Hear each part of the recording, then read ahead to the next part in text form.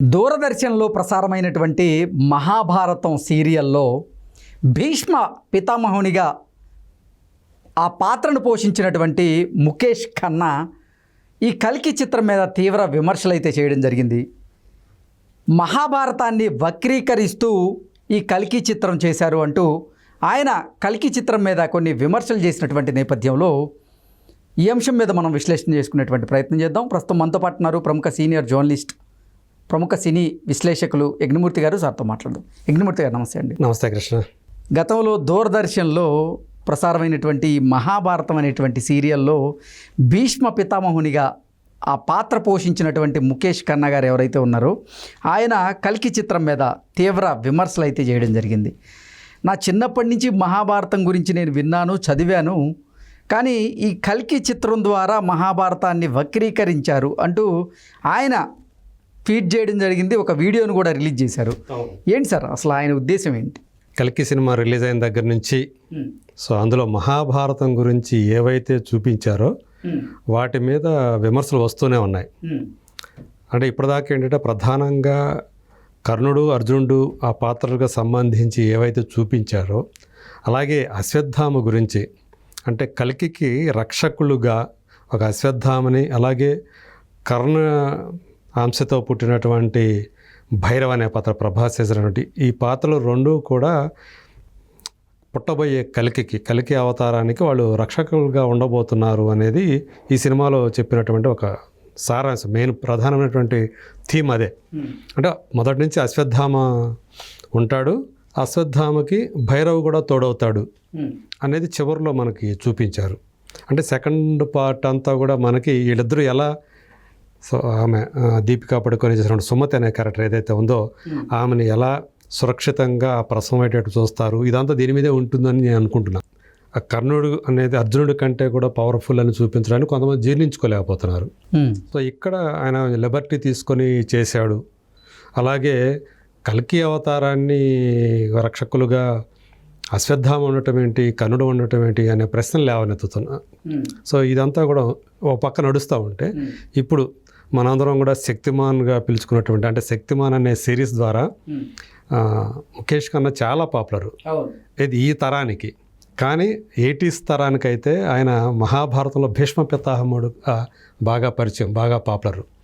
ఆయన అంటే అప్పుడు 30sలో ఉండగానే ఆయన భీష్మవుతాడు అలాంటి క్యారెక్టర్ చేశాడు, ఓల్డ్ క్యారెక్టర్ చేశాడు. సో 80sలోనే వచ్చింది అది. ఇప్పుడు ఆయన చూస్తే ఇంకా 70sలో కూడా రాలే, 60+ ఆయన ఏజ్.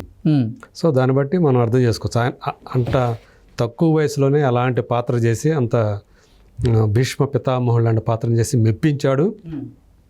చాలా పాపులారిటీ ఆ రోజుల్లో ఆయనకి. అందరూ మనకు తెలుసు ఆ మహాభారత ఆ సీరియల్ అనేది ఎంత గొప్పగా, అంటే అంతకుముందు వచ్చినటువంటి రామాయణాన్ని సైతం వ్యూయర్షిప్లో బీట్ చేసినటువంటి ఒక మెగా సీరియల్ అది. సో అలాంటి బిఆర్ చోప్రా చేసినటువంటి సీరియల్ అది, డైరెక్ట్ చేసినటువంటి సీరియల్. సో ఆయన ఇప్పుడు మీరు అన్నట్టు ఒక వీడియో రిలీజ్ చేశారు కల్కి మీద, కల్కిని చూసి. అట్లాగే 2 ట్వీట్లు కూడా చేశారు. సో అందులో వీడియోలో ఆయన చెప్పింది ఏంటంటే, చిన్నప్పటి నుంచి నేను ఆ మహాభారతాన్ని చదువుతూ వచ్చిన వాడిని, పైగా నేను ఆ మహాభారతం సీరియల్లో నటించిన వాడిని, ఆ కథ గురించి నాకు తెలుసు. వీళ్ళు వ్యాసుడి కంటే ఎక్కువ తెలుసా ఈ కల్కి తీసిన డైరెక్టర్కి అని ప్రశ్నించాడు ఆయన. అంటే మహాభారతాన్ని ఎంత లిబర్టీ తీసుకోవాలి మీరు, అందులో ఉన్న విషయాలు ఏవైతే ఉన్నాయో వాటిని వక్రీకరించకూడదు. మీరు దానిపైన ఏమైనా చేయండి, మీ సొంతం ఏమైనా పెట్టుకోండి. కానీ కృష్ణుడు ఇందులో ఏమని చూపించారు, యాక్చువల్గా జరిగింది ఏంటి, ఉప పాండవులని ఏదైతే, అంటే పాండవులని భ్రమించి ఉప పాండవులు అంటే పాండవుల పుత్రుల్ని సంహరిస్తాడు అశ్వత్థామ. దాంతో బాగా మనసు గాయపడినటువంటి తల్లడిల్లుతున్న ద్రౌపదిని ఊరడించటానికి భీముడు, అర్జునుడు కలిసి అశ్వత్థామ మణిని తీసి ఆమె చేతికిస్తారు. ఇది జరిగింది మహాభారతంలో, వ్యాస మహాభారతంలో ఉన్న విషయం ఇది. కానీ ఇందులో ఏం చూపించారు, కల్కిలో కృష్ణుడు ఆ మణిని పెకిలించినట్లుగా చూపించారు. అది కూడా గర్భవతిగా ఉన్నటువంటి ఉత్తరని చంపబోతుంటే ఈయన అడ్డుకొని అది లాగినట్టుగా చూపించారు. అది ఇది పూర్తిగా వక్రీకరించినటువంటి విషయం ఇది మహాభారతాన్ని. సో వీళ్ళకి ఆ హక్కు ఎవరిచ్చారు? సో నిజానికి సినిమా చాలా బాగా ఉంది, చాలా బాగా తీశారు. ఇంత బాగా తీసిన సినిమాలో ఈ తప్పేంటి? మహాభారతాన్ని ఇలా ఎందుకు తీశారు? పైగా కృష్ణుడు అంతటి వాడు, ఆయన ఎంత పవర్ఫుల్ కృష్ణుడు. నా ఫ్యూచర్లో నేను కలికిగా పుడతాను, సో అప్పుడు నువ్వే నా రక్షకుడుగా ఉంటావు, అప్పుడు నేను నీకు నీ శాప విముక్తి కలిగిస్తాను అని చెప్పడం ఏంటి అని చెప్పేసి ఆయన ప్రశ్నలు సంధించాడు. సో ఇది కల్కి అనేది సినిమా అయితే బాగుంది, బాగా తీశారు, కానీ ఈ తప్పులు ఉన్నాయి. ఈ తప్పులు లేకుండా ఉన్నట్లయితే ఇంకా బాగుండేది. సో ఏదైనా ఇది గతానికి సంబంధించిన సినిమా. అదే మన నా శక్తిమాన్ అయితే ఇప్పుడు వర్తమానం, ఇప్పటి కథ, ఇది ఇప్పటి కథ, ఎప్పటికీ ఉండే కథ శక్తిమాన్ అని చెప్పేసి. అంటే local hero, local super hero. So అని చెప్పేసి ఆయన కొంచెం తన సిరీస్ని కూడా తను పోషించినటువంటి, తనకు బాగా పెరిగినటువంటి శక్తిమాన్ అనే క్యారెక్టర్ని కూడా హైలైట్ చేసుకుంటూ ఆయన మాట్లాడాడు. సో ఇట్లా అంటే ఏదైతే ఒకవైపు ప్రశంసలు లభిస్తూనే ఉన్నాయి, చాలా అంటే ఒక ఇండియన్ డైరెక్టర్ నుంచి ఇలాంటి గొప్ప సినిమాని మేము ఊహించలేదని చెప్పేసి అనేవాళ్ళు ఎలా అయితే ఉంటున్నారో, ఇట్లా మహాభారతం గురించి తెలిసిన వాళ్ళు, మహాభారతాన్ని చదువుకున్న వాళ్ళు, ఎందుకంటే మహాభారతం అనేదాన్ని రేడియోలో చాలా కాలం పాటు దాన్ని విన్నవాళ్ళు ఉన్నారు. ధర్మ సందేహాల్లోనో ఇంకో ప్రోగ్రాంలోనో అట్లా రేడియోలో విన్నవాళ్ళు ఉన్నారు, సీరియల్స్ ద్వారా చూసిన వాళ్ళు ఉన్నారు, అలాగే చాలా సినిమాలు కూడా వచ్చాయి. సో ఏదేమైనా కానీ అంటే రకరకాల, అంటే ఎవరైతే నన్నయ్య, తిక్కన, ఎర్రన ఈ ముగ్గురు కూడా వ్యాస మహాభారతంలో లేని విషయాలను కొన్నిటిని ప్రవేశపెట్టారు. కానీ ఈ విషయాన్ని వాళ్ళు కూడా చెప్పలే. ఇట్లా దాన్ని ఎవరైతే తెలుగు చేశారో వాళ్ళు కూడా చెప్పలేదు. ఈయన ఇంకాస్త లిబర్టీ తీసుకొని నాగశ్విన్, మరి ఆయన దగ్గర వ్యాస మహాభారతం కంటే మించినటువంటి ప్రామాణిక గ్రంథం ఏదన్నా మహాభారతం ఉందా ఇది తెలియజేయడానికి, ఇలా పెట్టడానికి అని కూడా ప్రశ్నించాడు ఆయన. ఓకే, ముఖేష్ ఖన్నా గారు. సో ఇలాంటి మౌలికమైనటువంటి ఆయన ప్రశ్నలను ఆయన లేవనెత్తారు. సో దయచేసి మన వాటిని ఏమంటారు, ఒక ఎపిక్స్ అయినటువంటి వాటిని, ఇతిహాసాలని ఇలా వక్రీకరించడం అనేది కరెక్ట్ కాదు అని చెప్పేసి ఆయన తన అభిప్రాయాల్ని అటు ట్విట్టర్ ద్వారా అలాగే తన సొంత యూట్యూబ్ ఛానల్ ద్వారా కూడా ఆయన వ్యక్తం చేశాడు.